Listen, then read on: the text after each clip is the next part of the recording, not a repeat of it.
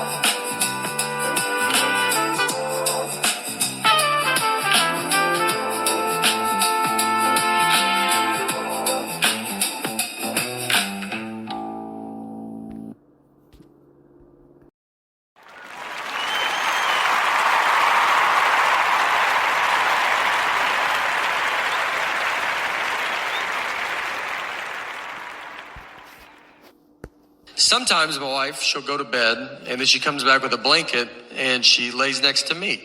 And she's like, well, I'm going to just sleep out here and I'll go to bed when you go to bed. And I don't care for that at all.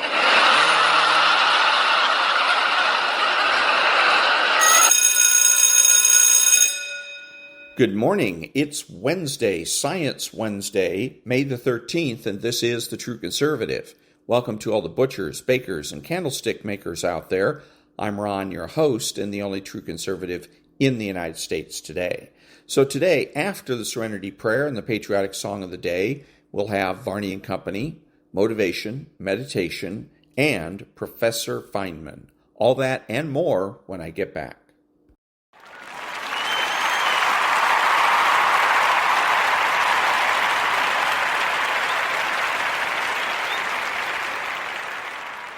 God, grant me the serenity to accept the things I should not change, the courage to change the things I should, and the wisdom to know the difference.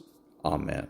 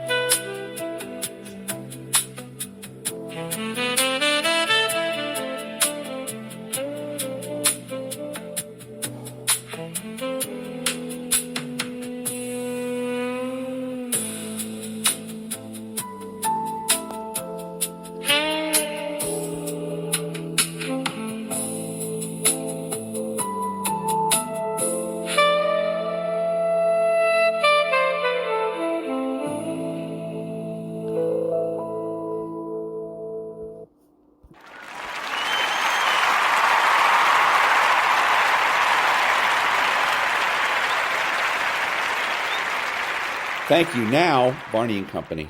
Tomorrow. Varney and Company picks it up right now. Stu, take it away. Good morning, Maria. Good morning, everyone. The president has arrived in Beijing. 2 days of meetings are about to begin. Trump says trade is at the top of the agenda. 24 top executives are with him. NVIDIA's Jensen Huang joined the group at the last minute in Alaska. The president says he hopes China will open up so these brilliant executives can work their magic, his words. But Trump says he will have a long talk with Xi Jinping about Iran. He says he doesn't need China's help. He says we have Iran under control. Next big story, and it is a big story, inflation. It is the producer price index, which measures prices paid by businesses. In April, it went up a sharp 1.4%, almost triple what was expected. Over the last year, it's up a whopping 6%. So, 3.8% in consumer price inflation 6% producer price inflation. To say that inflation remains at elevated levels is an understatement. It will stay that way until oil comes down sharply. Here's the market reaction. First, the price of oil, it's at $102 a barrel as of right now, but the real reaction is in the stock market and the bond market too. Stocks had been mostly higher before the numbers came out. That's changed. The Dow is now down 200. The S&P is dead flat. The Nasdaq, which had been up well over 150 points, is up 101. So we also have a big gain in the chip stocks. AMD and Micron, they are up sharply. Maybe that's connected to the Beijing visit. Nvidia is up after Jensen Huang joined the president on Air Force One. He says he's there just to further the president's goals. Bitcoin, $80,000 last time we checked. 80 right now, 80,200. Now, here's where it gets interesting. Treasury yields, the 10-year getting closer to 4.5%. You're at 4.47%. That's because of the inflation number. The 2-year closing in on and right at 4%. With inflation at these levels, expect Treasury yields to rise. That's not good news for stock investors. It's not good news for mortgages either. On the show today, the mayor of New York retreats on his property tax increase, but he's pressing ahead with his extra tax on second homes. Tax the rich is alive and well. It's the Democrats' campaign slogan. We're going back a decade to show you how we warned that blue state tax hikes would mean an exodus. Our warnings were ignored, taxes were raised, the rich left town, and we have the latest IRS numbers to show how bad the exodus has been. One last one. Governor Newsom showing desperation to get ahead of the affordability issue and make himself relevant for the 2028 presidential race. He's going to give 400 free diapers to every California newborn. It'll cost $19 million. Diapers could be the next entitlement program. Wednesday, May 13th, 2026. And that was Varney and Company. Nonprofit news now. Back in a minute.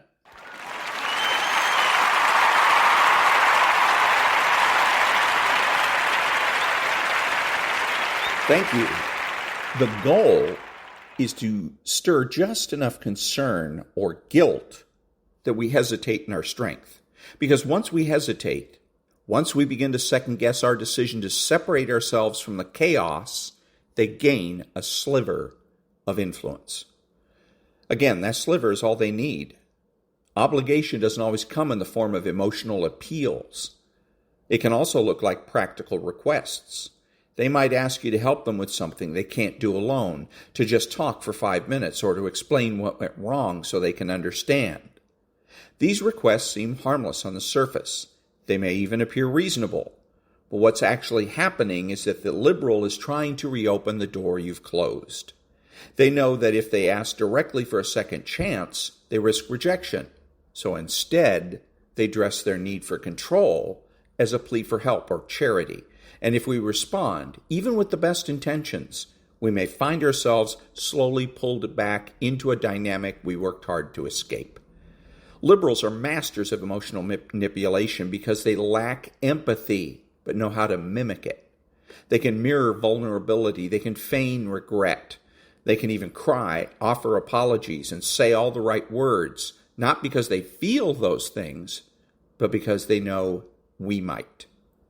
They count on our empathy to override our boundaries. They count on our moral compass to convince us that cutting them off is unkind and unfair. In doing so, they force us into an emotional dilemma, preserve our peace or meet their needs. And for someone who has been conditioned to put others first, that choice can feel excruciating. This is especially effective in relationships with a lot of history. The longer the history, the more material the liberal has to draw from. They'll remind us of moments where they were there for us. These memories are not brought up to reconnect authentically, but to create a sense of debt. It's the psychological equivalent of saying after everything we've been through, you owe me your attention. And if we agree to that unspoken contract, we will find ourselves re-entering the emotional trap disguised as reconciliation. Sometimes the liberal doesn't even speak directly. They may send a message through someone else or post cryptic messages on social media meant to elicit our concern and yet maintain plausible deniability. The idea is to stir our emotions without making a direct request. so that when we do respond, it feels like our choice. But it wasn't. It was engineered. They knew what would make us feel responsible. They knew what would make us feel like the bigger person, and they exploited it. Because the liberals' goal is never just contact, it's influence. Contact is merely the first step. What makes the manipulation so effective is that it doesn't look aggressive. In fact, it can seem soft, gentle, even loving. But that's the illusion, because under the surface, it's still about power. The liberal has not changed their intentions, they've only changed their approach. When control through intimidation or devaluation no longer works, they switch to control through indebtedness. They know exactly how to trigger the emotional wiring that makes us want to help, fix, or reconnect. These appeals are not rooted in genuine respect or mutual healing. They're strategic moves to get us to lower our guard. The message, the one spoken, is clear.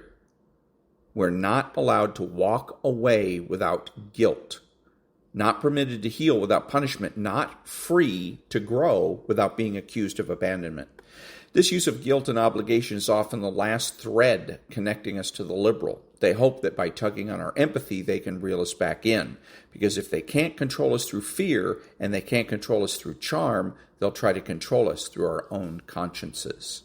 One of the most deceptive tactics that the liberal will use is when they see we've become too strong to manipulate directly, is the sudden resurrection of their ideal self, the charming, attentive, thoughtful version of them that likely drew us in at the beginning. This is a carefully calculated move, and it's not a sign of transformation. It's a strategic illusion designed to disarm us. Liberals understand, often better than we'd expect, what we once wanted from them. They know how to mirror our values, our dreams, our emotional language. So when they sense that our distance is permanent, they reach back into the playbook and revive the false persona we once responded to. This phase is sometimes referred to as hoovering, a term that captures how the liberal attempts to suck us back into the dynamic. But it's more than that. It's a psychological reenactment of the beginning of the relationship. The difference is that now their motivation isn't connection. It's recovery of control. The liberal doesn't miss us as persons. They miss the role we played in their life. They miss the way we responded to their needs, the attention we gave, and the emotional access we provided. So, in desperation, they tried to recreate the initial version of themselves that could win us over. They might start saying all the things we used to long to hear. They may apologize, take responsibility, or claim to finally understand what went wrong. They might even adopt our language of healing and growth. These words can be compelling. After all, every human being wants to believe in change. We're wired to hope for redemption, to believe that people can evolve, and that maybe, just maybe, our pain wasn't in vain. The liberal knows this, and they exploit it. This realization tactic works not by force, but by seduction. It's not loud or aggressive. It's subtle, emotionally intelligent, and often eerily convincing. The liberal isn't trying to overpower us anymore. They're trying to align with us. That alignment, however, is surface level. It's mimicry, not integrity. The purpose is to bypass our defenses. And if we let our guard down, if we start to believe that this time might be different, the cycle begins again, because nothing underneath has truly changed. Back in a minute.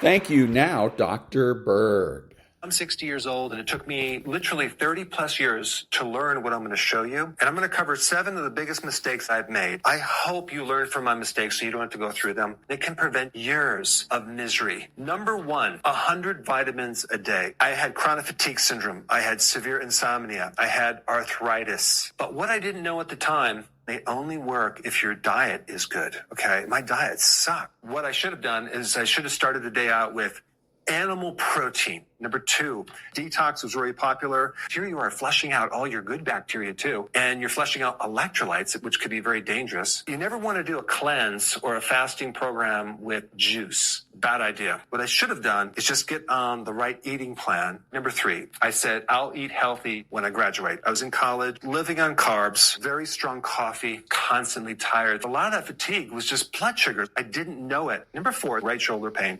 I had this delusion that I had right shoulder pain and I had to fix it. So I went to every single therapist. The right shoulder pain is nearly always a red light indicator switch for your gallbladder and the bile ducts in the liver. Number 5, intermittent fasting. Someone told me about intermittent fasting a long time ago, and I was like, that's nothing. There's nothing to that. Until I actually tried it and looked at it from the viewpoint of our ancestors who did not eat so frequently. And the snacking raises insulin. Every time you eat, you raise insulin. It's the frequent eating that creates so many problems. All the snacking, especially at night before you go to bed, we're constantly grazing. This is so different. Our bodies were not designed to graze. And as soon as I started giving up the snacking, not only did I go from 211 pounds down to 185, but all the swelling in my eyes cleared up. Number 6, I was doing the kale shakes. I was doing way too many, okay? It just creates bloating and inflammation in their gut. Number 7, magnesium deficiency. One of the antidotes or prevention for kidney stones is magnesium. If you don't have enough magnesium,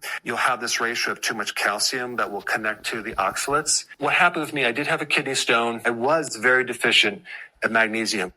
And that was Dr. Berg. Back in a minute.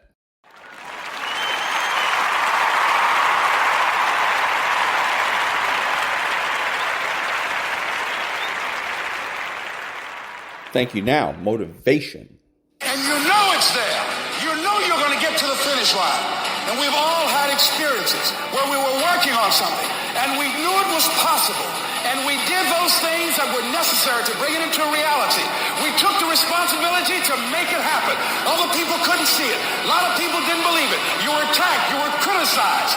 People were opposing you, but you kept on doing it. It was hard. It was rough. It was difficult. But to you, it was worth it. And eventually you got to a level you know, can nothing stop me now.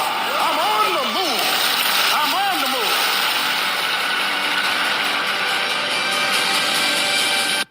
And that was motivating. Back in a minute.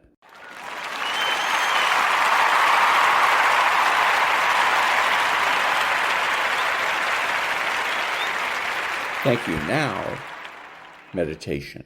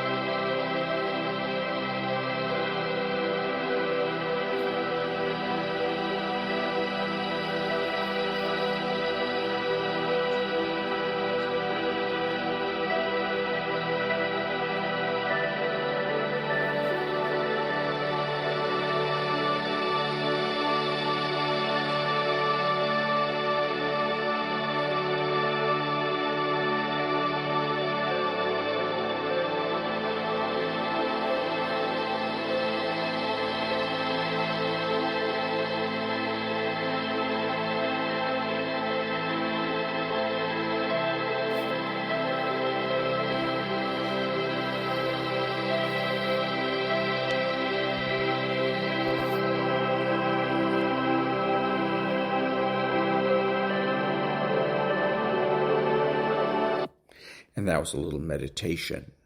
Back in a minute.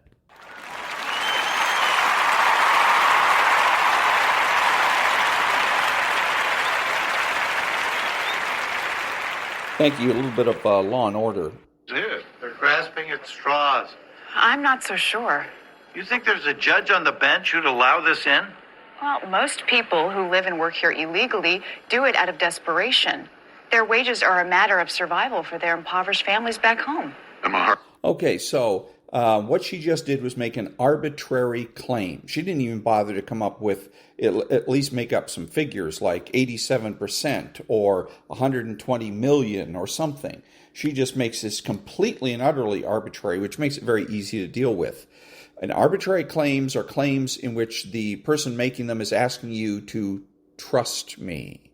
Trust me that most of the people here are here out of desperation. Now, the arbitrary claim is defeated by, or at least challenged by, another arbitrary claim. If I was talking to her, it'd be very easy for me to say that's not true. As a matter of fact, the vast majority of people that are here illegally are here because they're greedy. There you go. Just remember, beware the arbitrary claim and realize that it's an issue of trust. If you trust the person making it, fine. If not, then disregard. Back in a minute.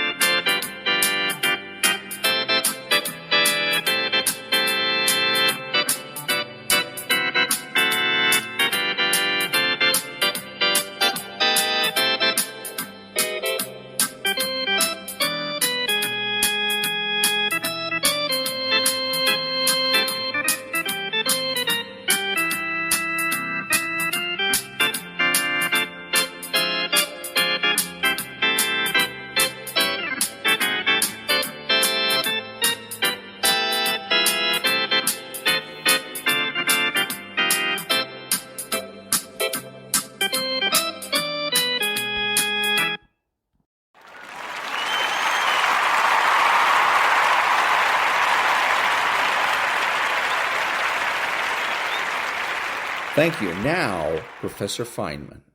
Richard Feynman read fewer textbooks than his classmates. He took fewer notes. He skipped entire chapters. His peers spent 12 hours covering material he finished in 4. Yet he understood physics at a depth that won him a Nobel Prize. When colleagues struggled to explain quantum mechanics to undergraduates, Feynman made it simple. When NASA needed someone to find what killed 7 astronauts, they called him. When the world's top physicists gathered, they listened when he spoke. The paradox destroys everything schools taught you about reading. Because Feynman wasn't reading, he was reconstructing. And the difference between these two actions explains why you finish books but can't use what you read. The traditional approach seems logical. Open to page 1, read linearly, highlight important passages, take notes in margins, review before tests. Schools have taught this method for over a century. Millions of students follow it religiously. Yet something breaks in the process. You finish the book. You feel accomplished. The highlighted sections glow with importance. The notes stack up in neat files. But 3 weeks later, someone asks you to explain the core concept, and you freeze. The information vanished. You consumed 300 pages but retained almost nothing usable. This isn't a memory problem, it's a method problem. Schools confuse consumption with learning because consumption is measurable. You can track pages read, chapters completed, notes taken. But understanding, that's invisible. That's why they don't teach it. Feynman discovered the problem early in his academic career. At MIT in the late 1930s, he watched peers drown in physics textbooks. They read everything, highlighted everything, remembered nothing deeply. While preparing for his graduate qualifier exams at Princeton, he noticed a pattern. Students who covered the most material understood it the least. Students who memorized formulas couldn't derive them. Students with perfect notes couldn't apply concepts to new problems. As he later wrote in, "Surely you're joking, Mr. Feynman," there's a crucial difference between knowing the name of something and knowing something. Most reading produces the first. His method forced the second. The technique seemed inefficient at first. While his roommate covered 30 pages per night, Feynman might finish 10. But when exam time came, the roommate struggled to apply concepts. Feynman rebuilt entire theories from first principles. The difference wasn't intelligence, it wasn't speed, it was method. And it started with something schools never teach: reading with a target, not a syllabus. To understand how this worked, we need to see what he actually did. And it began before he even opened a book. Princeton, 1940. Feynman faces a wall of physics textbooks for his doctoral work. Most graduate students begin with Chapter 1 and march forward dutifully. Feynman does something that seems backward. He starts with a problem. A specific question he cannot answer. Before touching any textbook, he writes at the top of a blank page, "Why does the Dirac equation predict antimatter?"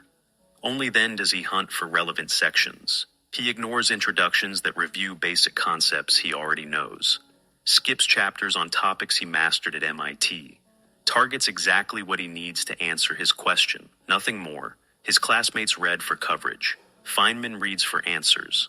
This inversion changes everything at the cognitive level. When you open a textbook to Chapter 1, because the syllabus demands it, your brain has no anchor point. The information floats by without connecting to anything meaningful. You're in passive reception mode, letting words wash over you. But when you start with a specific question, a genuine gap in your understanding, your brain activates differently.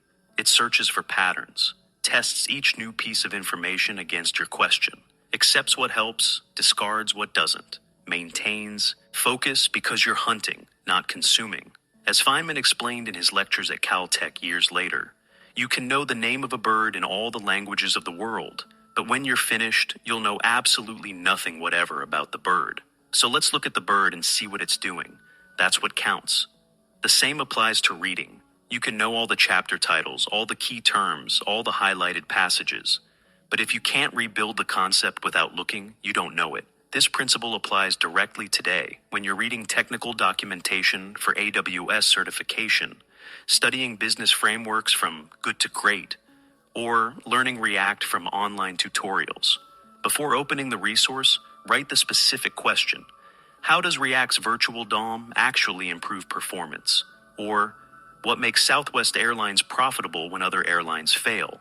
Then read only to answer that question. Skip the rest. This prevents the most common self-learning trap of our era: tutorial hell. You're not trying to complete the course or finish the book. You're trying to eliminate one specific gap in your knowledge. But identifying the question was just the first step. What Feynman did next seemed even more wasteful. The question was just the first step. What Feynman did next seemed even more wasteful. After reading 3 pages about the Dirac equation, Feynman closed the textbook, didn't highlight, didn't underline, didn't take notes in the margins, closed it completely.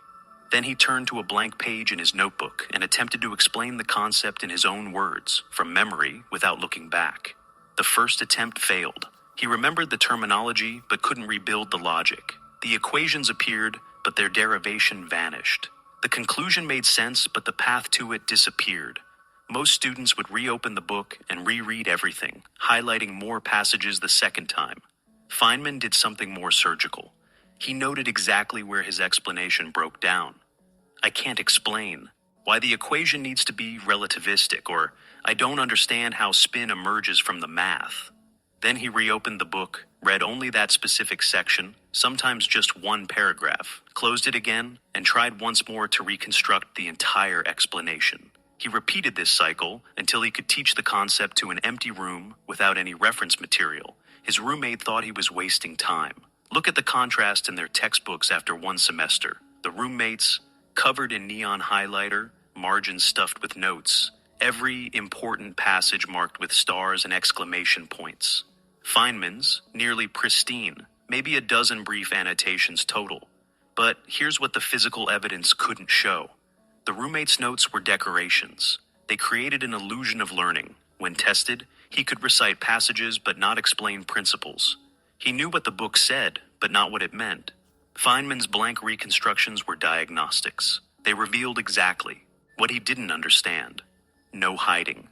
No false confidence. Why does this work when highlighting fails? Because your brain tricks you with familiarity. When you highlight a passage, your brain registers recognition. I know this. I marked it. It's important. But familiarity is not understanding. It's just pattern recognition. You can recognize someone's face without knowing their name. You can recognize a physics equation without understanding its derivation. You can recognize a business framework without being able to apply it. Recognition is passive. Understanding is active. Feynman eliminated recognition by forcing reconstruction. When you close the book and face a blank page, there's nowhere to hide. Either you can rebuild the concept, or you can't. Either you understand the logic, or you memorize the conclusion. The blank page doesn't lie. As he later explained when describing his approach to physics problems, what I cannot create, I do not understand. The same applies to reading. What you cannot reconstruct, you do not understand. This principle solves the biggest problem in modern self-learning: the gap between consuming content and building competence. You watch a YouTube tutorial on Python. You follow along. The code makes sense while the instructor explains it. You feel like you're learning, but the next day you face a blank text editor and freeze. Nothing comes. You consume the tutorial, but you can't reconstruct the logic. The solution is brutal, but effective. After watching each major section, close the video. Open a blank file. Try to write the code from memory. When you fail, and you will fail, note exactly where you got stuck. Rewatch only that 30-second segment. Close it. Try again. This is how you transform passive watching into active understanding. But Feynman added another layer that most people skip entirely. Los Alamos, 1943. The Manhattan Project assembles the world's top physicists. Security protocols prevent them from explaining their work to outsiders. Feynman develops a habit. Late at night, he stands at a blackboard in an empty room and teaches. The room is empty, but he explains quantum mechanics, bomb design calculations, uranium enrichment, as if presenting to undergraduates who know nothing. He uses simple language, draws diagrams, rebuilds equations from scratch. When he stumbles over an explanation, he stops, marks the concept, returns to it the next day. His colleagues think he's rehearsing lectures. They're wrong. He's testing understanding. Because here's what Feynman discovered. You can fool yourself with notes. You can fool yourself with recognition. But you cannot fool yourself when teaching. Teaching forces you to organize knowledge, anticipate questions, simplify without losing accuracy, and expose every gap in your logic. If you can't explain it simply, you don't understand it deeply. And if you can't explain it to someone who knows nothing, you've memorized without comprehending. This became his ultimate diagnostic tool. Years later, when developing the Feynman lectures on physics, he insisted on teaching freshman undergraduates, not graduate students. Graduate students would nod along, filling in gaps with their existing knowledge. Freshmen would look confused at the exact points where Feynman's explanation failed. Their confusion was a gift. It showed him precisely what he hadn't made clear. As he wrote in the preface to those lectures, I don't believe I can really do a good job of explaining anything unless I can explain it to a freshman. The same principle applies when you're studying cloud architecture, learning behavioral psychology, or mastering SQL queries.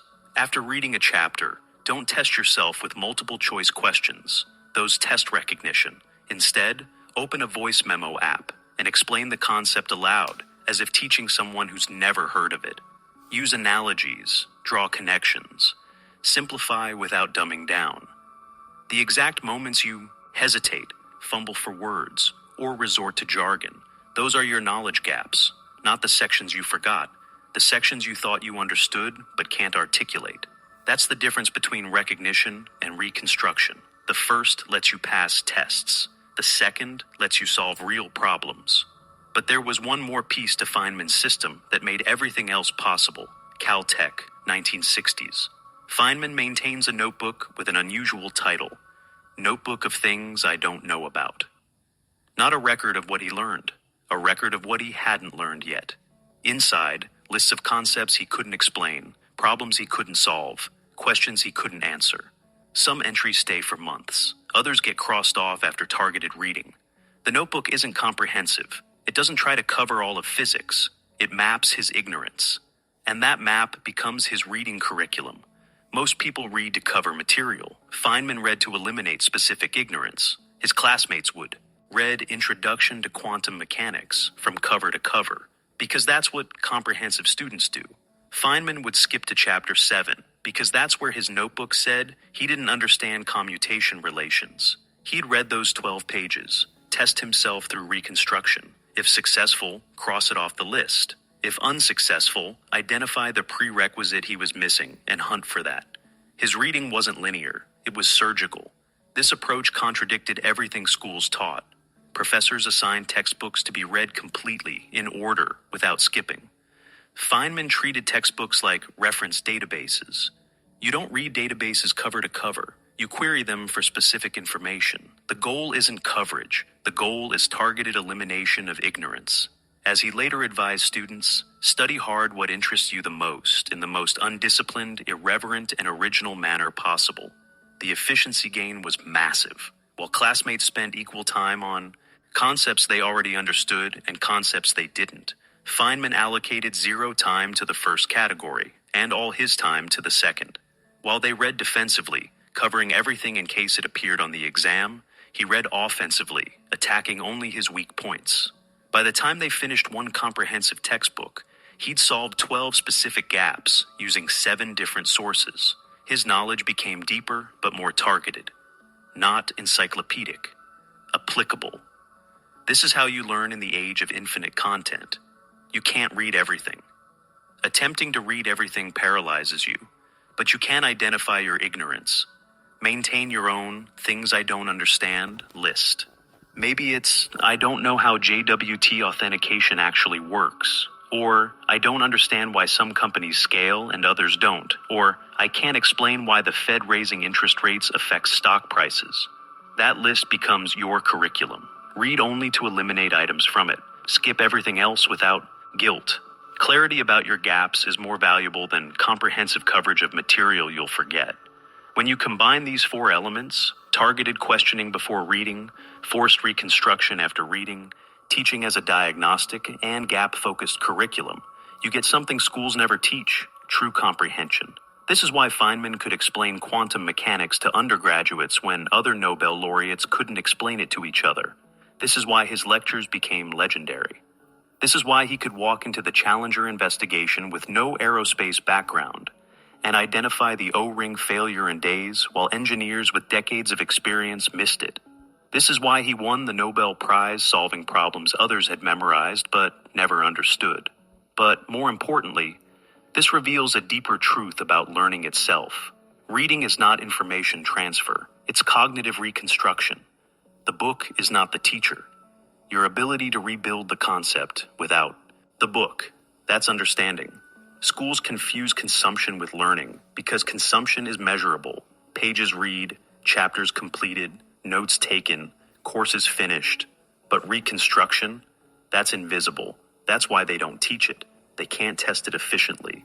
They can't grade it objectively. They can't track it in a learning management system. So they optimize for consumption. And they produce students who finish books but can't use them, who complete courses but can't apply them, who pass tests but can't solve problems. Feynman rejected that system in 1939 and built his own. And the evidence suggests his system worked better. As he once explained, I learned very early the difference between knowing the name of something and knowing something. I was never satisfied with just knowing the name. Feynman's reading method was just one layer of his learning system, but it exposed something fundamental. The difference between knowing the name of something and knowing something. Schools optimize for the former because it's testable. Feynman optimized for the latter because it's usable. The next time you open a technical book, a business manual, or an online course, remember, reading is not the goal. Reconstruction is. Start with a specific question. Read to answer it. Close the source. Rebuild the concept on a blank page. Test yourself by teaching. Maintain a list of your ignorance and read only to eliminate it. This is how you absorb information in a world designed to make you consume without understanding. And that was Professor Feynman. Back in a minute.